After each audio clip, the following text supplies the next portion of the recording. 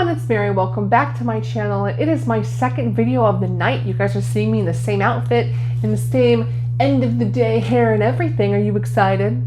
Probably not. That's okay. I am recording 2 videos today because I'm trying to get November wrapped up. Since I've been gone for like a couple of weeks, I'm like, y'all need to get it wrapped up because it is December and we need to jump into December goodness.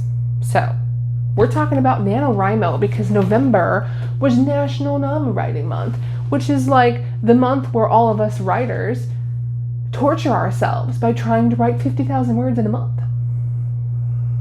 I'm going to give you my Nano update, and guess what, guys? It's probably not a good one, as you can tell from the title.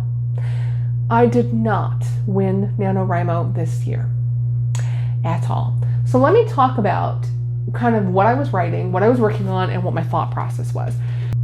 So as I mentioned in my original video back when I first talked about NaNoWriMo, I had done a super ton of planning. I planned out every scene, every character, every possible chapter. Like, I had everything planned out, and I actually got off to a really good start. I got the first, I think I got like 11,000 words in, and on the first few days, 2-3 days. I mean, writing frenzy, did a really good job, got a lot of words down on paper, but then life happened. And as I mentioned in my last video, I had health issues, Dad had health issues, I had stuff at work, I was busy, and I just really found myself not feeling well. And one of the things I was dealing with was that I was sick because of some medications I was taking. So when I tried to sit down and like concentrate on writing, I couldn't because my mind like would not focus. So unfortunately, I did not win NaNoWriMo at all this year because I only got about 12,000 words of my novel written, but that's not necessarily a bad thing. And I'm still really excited about the story. So the storyline that I had in mind is my twist on a mafia romance, because I wanted just to do something different. I wanted to get out of my comfort zone. What is something that I've never done in my whole life? I'm always into like fairy tales and princes and princesses and happily ever after and all that stuff. And I was like, how do I do something that's just a little bit edgier and a little bit different? And I got the idea after watching the Godfather trilogy to do a mafia romance. So part of my November list of books I read was mafia romances, trying to do some research. I've gone to several writing classes over the years, writing workshops, programs at different libraries that have been held. And one of the things that was always told to me was if you're going to write about something, you need to read about something. So if I was going to write a vampire romance novel, I would want to read other vampire romance novels. If I'm going to read historical fiction, I need to read other historical fiction. If I'm going to write a self-help book, I should probably read some other self-help books so that I know what other people are writing, how they're writing. And one of the things, I did a whole class on this when I lived in Indianapolis, that was researching what other people are doing for a couple of reasons. 1, to see what's selling. 2, to see what's already been done so that you're not repeating. And 3, to see how can you take the same ideas and make them unique. Because 90% of the stories that are out there being written are the same stories. They're just written differently, right? They're written with a twist, a different kind of character, a different kind of location, whatever. So that was part of my research for November, was reading other mafia novels and romances to kind of get an idea of what's already being done. And a couple of things, I think it was a good idea, I also think I shot myself in the foot a little bit because I got myself nervous. One of the things is that, number one, a lot of the other books I looked at, read, sampled, whatever, were very graphic in violence and sex scenes, which I don't do. I don't write that into my books. I don't like that. I don't put it in my stories. So the first thing I said was, well, if I don't have that in my stories, is anybody going to read it? And then the second thing was that I really wanted my story to be where my characters are not bad people. Like, I wanted it to be more like they're in the mafia, but they're good people. They want to live a more crime-free lifestyle, but they've inherited this lifestyle from ancestors, and they're trying to change the way that their family is. So I haven't quite figured out how to twist that, because I feel like someone might read the book and be like, this isn't what I thought it would be. So I don't know. I think I got myself nervous about taking an idea that's different, and maybe I should have read some of the other books after I wrote my book, perhaps. But I still love the idea, and I'm still going to work on it. One of my goals for December is to try to keep writing and keep working on this.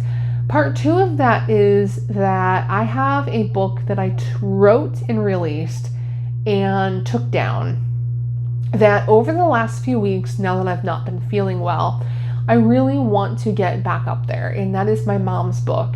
For those of you who have been following me for a while, I wrote a book about my mother called Lessons My Mother Taught Me, and my mom died in 2011, and I wrote this book. I started it right after she passed away, and I started writing this book very quickly, and I had it released a year later on the anniversary of her death.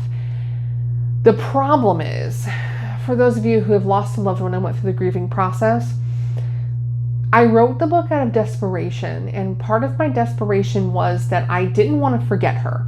So I had this like urge to just write down everything I remembered about her so that I wouldn't forget her. And I put it all on paper. But at the same time, I was going through the grieving process. And because I was going through the grieving process, it was very painful to remember certain things. So I didn't want to go there emotionally. So what I ended up writing was a book that reads like somebody's Wikipedia page. Like, it's truthfully, it's very factual. It's like Ellen Laverne Havlin was born on June 8th, 1946 in Carrollton, Illinois. Blah, blah, blah. You know what I mean? Like, it's literally like reading a Wikipedia page.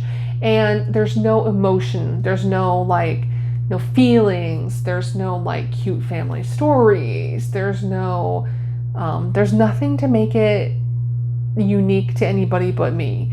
And I actually took the book down. When did I take this book down? A couple years ago. I'm wanting to say it was like 2017 or 2018. I just took the book off of Amazon because I was like, this is not at all flattering to my mother. It's not interesting. Nobody who, unless you knew my mother, you don't care about it because there's no feeling behind it. And I just feel like it's a disservice to my mother. So I took the book down with the idea that I would write the book again. I would rewrite it and I would release it as like a second edition or something and have it be a better book. But I never got around to writing it. Whenever I get to fall is a very hard season for me because I lost my mom in September, my Aunt Carol in October, my grandmother in November, my other grandmother in December, my great aunt Boots in January. It's just like this row of people I love that I've lost in November. And I get very I miss people. I get really melancholy and a little bit depressed, and especially around the holidays because everything I have out for Christmas was either made by my grandmother, my great-grandmother, or my mother. So it's a constant reminder. And every time I look at pictures or I look at that book, because I have a copy that my dad bought that's horrible, and I'm embarrassed by it because that's not my mother in that book. That was me trying to put memories on a paper and not doing it justice. So I think for the remainder of this year, I want to work on my mom's book. And I allowed myself back in 2011 to be too geared by other people's opinions too. So I would get, don't put that in the book because I don't want anyone to know that. Don't put that in the book because it's no one's business. And I'm like, but I can't tell my mother's story unless I tell her story. So I think I'm going to work on rewriting my mom's book, and that's my goal for December. But that is kind of how NaNoWriMo worked out for me. I didn't really write much, and I just kind of got in my head a little too much, and I'm disappointed by that.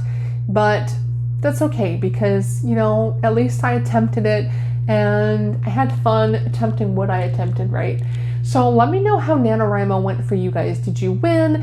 Did you make any of the goals? I know some people don't even make the goal of writing 50,000 words. They just make the goal of like writing so many chapters or something. So did you meet your November writing goals for 2020? And if so, what are you working on in December?